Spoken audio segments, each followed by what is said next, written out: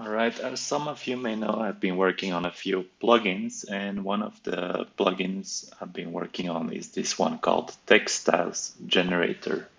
So what it does is that you have this text area here, and if you click it, it will generate that definition of a style on the canvas. And if you click this button, Generate Styles, you will have a style generated.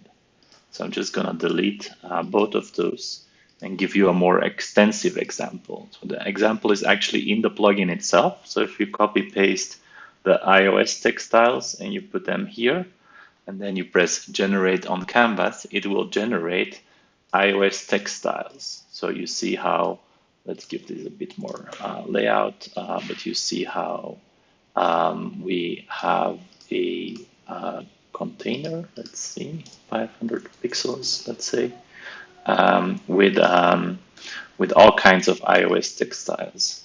And if I now hit the button Generate Styles, it will generate the textiles for all iOS styles, which is very cool, very handy.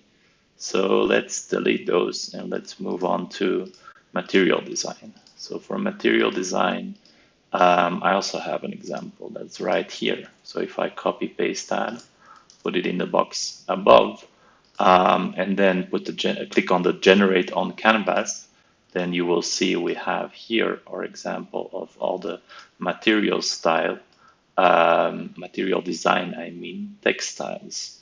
And to generate them in our file, we can hit the generate styles button. And as you can see, they are now all there.